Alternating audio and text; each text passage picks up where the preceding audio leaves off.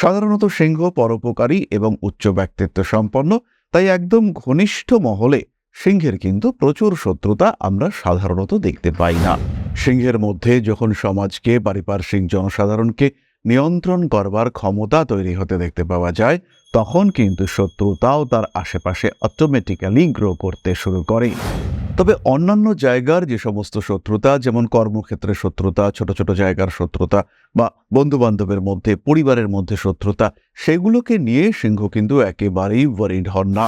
সিংহ এই বিষয়গুলিকে খুব সহজভাবেই ইগনোর করতে পারেন এবং সেইগুলো যে সিংহের জীবনকে বিরাটভাবে প্রভাবিতও করতে পারে তাও কিন্তু একেবারেই নয়।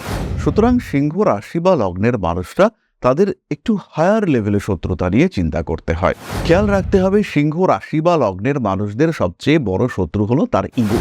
তার সঙ্গে সঙ্গে তার অহংকার রয়েছে, তার সঙ্গে সঙ্গে একটু সুপিরিয়রিটি কমপ্লেক্স রয়েছে, ইত্যাদির কারণে সিংহকে কিন্তু বেশ কিছুটা জায়গায় পিছিয়ে যেতে হয়। এর সঙ্গে সঙ্গে আরেকটি ছোট্ট শত্রু রয়েছে, সেটি হলো লোভ।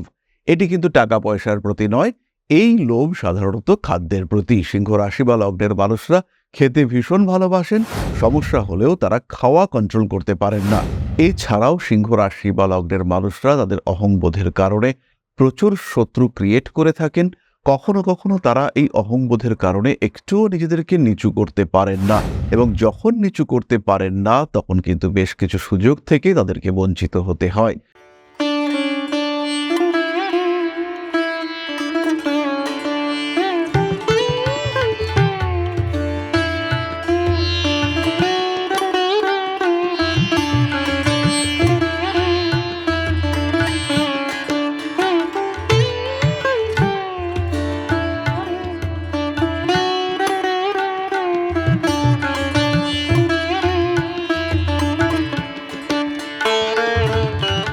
নমস্কার, ঋষিবাণী ইনস্টিটিউট অফ ভেদিক অ্যাস্ট্রোলজির পক্ষ থেকে স্বাগত জানাই আজকের জ্যোতিষ আলোচনায়। আমি শান্তনু আপনাদের সঙ্গে।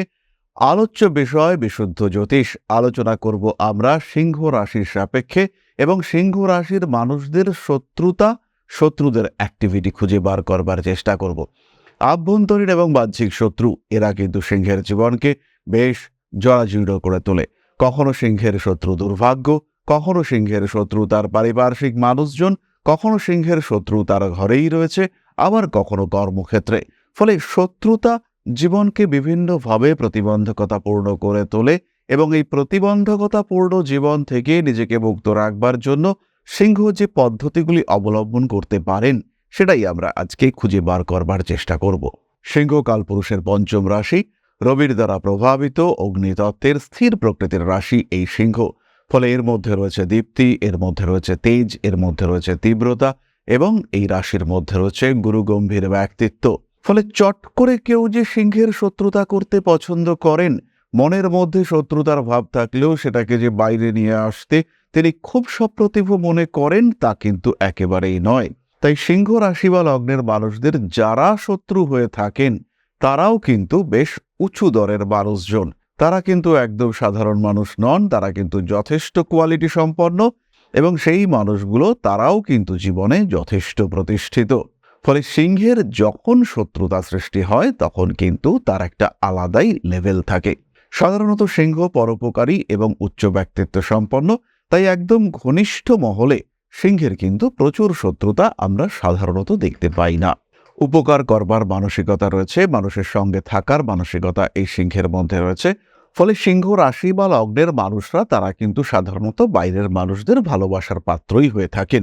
তাদের সঙ্গে অন্যান্যদের অ্যাটাচমেন্ট এটাও ভালোই দেখতে পাওয়া যায়। কিন্তু যখন সিংহ অনেকটাই প্রতিষ্ঠিত হতে থাকেন, সিংহের মধ্যে যখন সমাজকে, পারিপার্শ্বিক জনসাধারণকে নিয়ন্ত্রণ করবার ক্ষমতা তৈরি হতে দেখতে পাওয়া যায়, তখন কিন্তু শত্রুতাও তার আশেপাশে অটোমেটিক্যালি গ্রো করতে শুরু করে। সিংহের পারিপার্শ্বিক পরিবেশে ধীরে ধীরে বেশ কিছু মানুষ তার সঙ্গে শত্রু ভাবাপন্ন হয়ে থাকেন। স্পেশালি সিংহ রাশি বা লগ্নের যে সমস্ত মানুষরা রাজনৈতিক ক্ষেত্রে বেশ প্রভাব বিস্তার করেছেন, কিংবা কলেজ পলিটিক্স কিংবা কোনো একটা ক্ষেত্র যেখানে তার সমাজের উপরে একটা নিয়ন্ত্রণ কায়েম হচ্ছে, সেই সময়ে কিন্তু সিংহ তার শত্রুতা ফেস করতে শুরু করেন। তবে অন্যান্য জায়গার যে সমস্ত শত্রুতা, যেমন কর্মক্ষেত্রে শত্রুতা, ছোট ছোট জায়গার শত্রুতা বা বন্ধু বান্ধবের মধ্যে, পরিবারের মধ্যে শত্রুতা, সেগুলোকে নিয়ে সিংহ কিন্তু একেবারেই ওয়ারিড হন না। সিংহ এই বিষয়গুলিকে খুব সহজভাবেই ইগনোর করতে পারেন এবং সেইগুলো যে সিংহের জীবনকে বিরাটভাবে প্রভাবিতও করতে পারে তাও কিন্তু একেবারেই নয়। সুতরাং সিংহ রাশি বা লগ্নের মানুষরা তাদের একটু হায়ার লেভেলে শত্রুতা নিয়ে চিন্তা করতে হয়।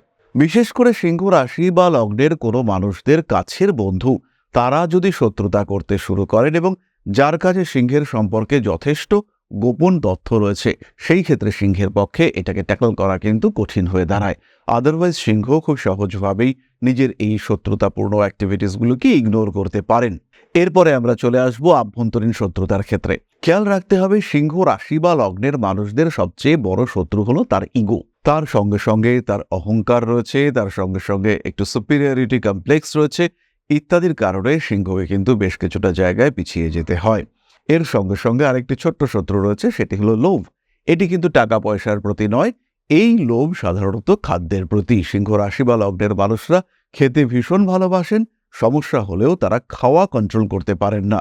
তারা খেতে পছন্দ করেন, বিভিন্ন ধরনের বিষয় খেতে তারা ভীষণভাবে পছন্দ করেন এবং যেটা শরীরের জন্য সঠিক নয় সেটাও গ্রহণ করতে তারা কিন্তু পিছপা হন না। হতেই পারে কোনো একজন জাতকের রেডমিট খাওয়া বারণ, কিন্তু রেডমিট ছাড়া কোনোভাবেই তার দিন কাটছে না। এই ঘটনা আমরা সিংহের ক্ষেত্রে দেখতে পাই, বারবার দেখতে পাই। এছাড়াও সিংহ রাশি বা লগ্নের মানুষরা তাদের অহংবোধের কারণে প্রচুর শত্রু ক্রিয়েট করে থাকেন। কখনো কখনো তারা এই অহংবোধের কারণে একটুও নিজেদেরকে নিচু করতে পারেন না এবং যখন নিচু করতে পারেন না তখন কিন্তু বেশ কিছু সুযোগ থেকে তাদেরকে বঞ্চিত হতে হয়। রিসেন্টলি আমি একজন ক্লায়েন্টের জন্মকুণ্ডলী দেখছিলাম, তার প্রমোশন রয়েছে, কিন্তু প্রমোশনটা পাওয়ার জন্য তাকে বসের কাছে একবার রিকোয়েস্ট করতে হবে। 8 বছর ধরে অফিসের সমস্ত কলিগের একের পর এক প্রমোশন হয়েছে, কিন্তু তিনি ওই রিকোয়েস্ট করতে না পারার জন্য গত 8 বছর ধরে তার প্রমোশন হয়নি। এবং এই যে প্রমোশন হয়নি তার কারণে মানুষটা ওয়ারিড। তিনি চাইছেন তার প্রমোশন হোক, কিন্তু তিনি রিকোয়েস্ট করতে পারছেন না তার ইগোর কারণে। এটা কিন্তু সিংহের মানুষদের একটা বড় শত্রু, যেটা তার জীবনের বিভিন্ন প্রাপ্তির ক্ষেত্রে বাধা সৃষ্টি করে। সুতরাং বাহ্যিক শত্রুদেরকে দমন করা, তাদের থেকে দূরে থাকা যেমন প্রয়োজন, ঠিক তেমনভাবেই কিন্তু আভ্যন্তরীণ শত্রু থেকেও অনেক অনেক দূরে থাকার চেষ্টা করতে হবে। তাদেরকে নিয়ন্ত্রণ করতে পারলেই সিংহ কিন্তু তার জীবন উন্নততর করে তুলতে পারবেন। জীবনের বিভিন্ন রকম সমস্যাগুলি সিংহের ক্ষেত্রে সমাধান করা অনেক সহজ হয়ে দাঁড়াবে। তাহলে প্রশ্ন হলো, বাহ্যিক শত্রুদের দমন করবার জন্য সিংহ কি করতে পারেন? প্রতিদিন সকালে আদিত্য স্তোত্র পাঠ, সূর্য প্রণাম আবশ্যক। তার সঙ্গে সঙ্গে মহামৃত্যুঞ্জয় মন্ত্র পাঠ করা যেতে পারে। তারই সঙ্গে সঙ্গে বগলামুখী স্তোত্রপাঠ সিংহের জন্য অত্যন্ত শুভ এবং ভীষণ পাওয়ারফুল স্তোত্র, সিংহের এনার্জিকে বাড়িয়ে দেবে, শত্রুদেরকে সিংহের থেকে দূরে রাখতে সাহায্য করবে, শত্রুদের অ্যাক্টিভিটির উপরে ভীষণভাবে নিয়ন্ত্রণ সৃষ্টি করতে পারবে এই স্তোত্র। তবে তার চেয়েও কঠিন প্রশ্ন হলো, আভ্যন্তরীণ শত্রুকে সিংহ কিভাবে কন্ট্রোল করবেন? এই ক্ষেত্রে কিন্তু সিংহ রাশি বা লগ্নের মানুষদেরকে একটু সেলফ কন্ট্রোল করবার চেষ্টা করতে হবে। সিংহের জন্য প্রাণায়াম, মেডিটেশন অত্যন্ত শুভ এবং ভীষণভাবে কার্যকরী। সিংহ রাশি বা লগ্নের মানুষদের ক্ষেত্রে প্রাণায়াম, মেডিটেশনের মাধ্যমে বেশ উন্নতির সম্ভাবনা দেখতে পাওয়া যাবে। চন্দ্রের কোনো সাধারণ প্রতিকার সিংহের ইগোকে অনেকটাই কমাতে পারে। তারই সঙ্গে সঙ্গে বুধের জন্য 4 মুখের রুদ্রাক্ষ সিংহ ধারণ করতে পারেন। সুতরাং আভ্যন্তরীণ এবং বাহ্যিক শত্রুকে কিছুটা নিয়ন্ত্রণ করলে, কিছুটা শনাক্তকরণ করতে পারলে সিংহের জীবনের গতি কিন্তু অনেক অনেক স্মুথ হয়ে উঠবে। তাহলে এবার আমরা চলে আসব আলোচনার পরবর্তী পর্যায়ে, আপনাদের প্রশ্নে জ্যোতিষের উত্তর। তবে তার আগে ছোট্ট একটি বিষয় আপনাদের সঙ্গে শেয়ার করব। পরম ব্রহ্ম মিলন মঠ ও সেবাশ্রম অধ্যাত্ম, সেবা এবং প্রকৃতি পূজনে সম্পূর্ণ নিয়োজিত একটি সংস্থা। সম্পূর্ণ স্বেচ্ছাসেবী এবং সমাজ কল্যাণমূলক এই সংস্থা আমরা এগিয়ে চলেছি মানুষের পাশে দাঁড়ানোর লক্ষ্যে। এই প্রসঙ্গে দীর্ঘদিন ধরেই আমরা বিভিন্ন এলাকায় বেশ কিছু কাজ করে আসছি। আপনাদের সহযোগিতা, আপনাদের পাশে দাঁড়ানো, আপনাদের হাতে হাত মিলিয়ে এগিয়ে নিয়ে আসার চেষ্টা, আপনাদের সহযোগিতা, আপনাদের পাশে দাঁড়ানোর প্রয়াস, এই সমস্ত কিছুই আমাদেরকে এগিয়ে নিয়ে চলেছে। আমাদের পাথেয় হয়ে উঠেছে আপনাদের ভালোবাসা। বিগত বেশ কিছুদিন ধরেই আমরা বিভিন্ন অনগ্রসর এলাকায় কাজ করে চলেছি। কখনো আমরা শিশুদের মধ্যে শিক্ষা উপকরণ বিতরণ করেছি, কখনো আমরা পুজোর পোশাক বিতরণ করেছি, কখনো তাদের খাদ্যের ব্যবস্থা করেছি। আমরা কন্টিনিউয়াসলি তাদের পড়াশুনোর জন্য 2টি ফ্রি কোচিং সেন্টার শুরু করেছি। তাদের মধ্যে ক্রিয়েটিভ অ্যাক্টিভিটিগুলিকে জাগ্রত করবার জন্য সম্পূর্ণ বিনামূল্য একটি নৃত্য শিক্ষা প্রশিক্ষণের ব্যবস্থা সেটা আমরা করতে সক্ষম হয়েছি এবং এই প্রত্যেকটি পদক্ষেপেই আমরা পেয়েছি আপনাদের সঙ্গ, আমরা পেয়েছি আপনাদের সহযোগিতা, আমরা পেয়েছি আপনাদের ভালোবাসা। আমরা শীতকালে কম্বল বিতরণ করেছি, আমরা মায়েদের মধ্যে খাদ্য উপকরণ, পুষ্টি উপকরণ বিতরণ করেছি, আমরা বিতরণ করেছি ডেঙ্গুর সময় প্রচুর মশারি। এই প্রত্যেকটি কাজেই আপনারা ছিলেন আমাদের পাশে। বর্তমানে মানুষের ভালোবাসায় আমরা ধীরে ধীরে আরেকটু বড় হয়ে উঠছি। এই অবস্থায় বর্তমান পরিস্থিতিতে এই কাজগুলিকে আরো এগিয়ে নিয়ে যাওয়ার জন্য, সুষ্ঠুভাবে করবার জন্য প্রয়োজন একটি পরিকাঠামো। তাই আমরা চিন্তা ভাবনা করছি একটি আশ্রম ফরমেশনের এবং এর জন্য প্রয়োজন জমি, এর জন্য প্রয়োজন পরিকাঠামো। তাই যারা আমাদের সাবস্ক্রাইবার রয়েছেন, যারা আমাদের ভিউয়ার রয়েছেন, যারা আমাদের ফলোয়ার রয়েছেন, যারা আমাদেরকে ভালোবাসেন, যারা আমাদের পাশে থাকেন, প্রত্যেকটি সহানুভূতিশীল মানুষের কাছে আমাদের অনুরোধ, সাধ্যমতো সামান্য পরিমাণে আপনারা এগিয়ে আসুন। বিন্দু বিন্দুতে সম্পূর্ণ হবে সিন্ধুর গঠন, তৈরি হবে পরম ব্রহ্মমিলন মঠ ও সেবাশ্রমের পরিকাঠামো। তাই যারা বিভিন্ন সময় বিভিন্ন অবস্থায় মানুষের পাশে গিয়ে দাঁড়ান, যারা প্রকৃতিকে ভালোবাসেন, যারা জীবনকে এগিয়ে নিয়ে যাওয়ার পথে অন্যকে সাহায্য করতে পছন্দ করেন, সেরকম প্রত্যেকটি মানুষের কাছে আমাদের সাধারণ অনুরোধ, আমাদের এই মহৎ উদ্দেশ্যকে সফল করে তুলবার জন্য যতটুকু সম্ভব, যতটুকু সাধ্য অবশ্যই এগিয়ে আসুন, বাড়িয়ে দিন সামান্য সহযোগিতার হাত।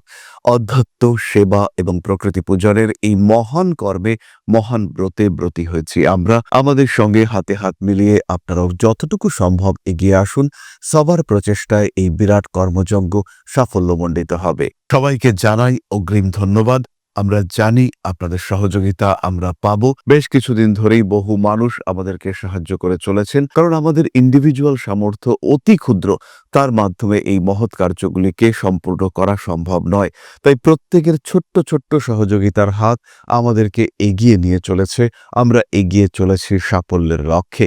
আপনাদের ভালোবাসা এভাবেই আমাদের পাশে থাক, আমরা সফল হবই। তাহলে ফিরে আসা যাক মূল আলোচনা প্রসঙ্গে। প্রশ্ন করেছেন মৌসুমী দেবনাথ, 23/7/1999, 12:45 PM, কাটোয়া, পূর্ব বর্ধমান ডিস্ট্রিক্ট। গভর্নমেন্ট জব কবে হবে, তার জন্য অপেক্ষা করব কিনা? মৌসুমী, সরকারি চাকরির জন্য অবশ্যই আপনি আরও 3 বছর অপেক্ষা করতে পারেন। সরকারি চাকরি প্রাপ্তির পূর্ণ সম্ভাবনা আপনার কুণ্ডলিতে রয়েছে। রবি এবং বুধের জন্য সামান্য প্রতিকার আপনার এই চাকরি প্রাপ্তির পসিবিলিটিকে অনেকটাই বাড়িয়ে দেবে। তবে এর সঙ্গে সঙ্গে প্রয়োজন অনুযায়ী বেসরকারি চাকরির চেষ্টা সেটাও আপনার করা উচিত। এর ফলে কিন্তু আপনার কর্মপ্রাপ্তি এবং ভবিষ্যৎ জীবন অনেকটাই স্মুথ হতে দেখতে পাওয়া যাবে। বর্তমান পরিস্থিতিতে সরকারি চাকরি প্রাপ্তির যোগ থাকলেও তাদের পক্ষে চাকরি পাওয়া অনেক সময় কিন্তু কঠিন হয়ে দাঁড়াচ্ছে, এটা খেয়াল রাখতে হবে। তবে আপনার কুণ্ডলিতে যোগ অনেকটাই প্রবল। তাহলে আজকের আলোচনা আমরা আর দীর্ঘায়িত করব না। সবাই সুস্থ থাকুন, ভালো থাকুন। মা শ্রী শ্রী আদিশক্তির আশীর্বাদে আপনাদের জীবন আরো আরো আরো সমৃদ্ধ হয়ে উঠুক। জয় মা আদিশক্তি। নমস্কার।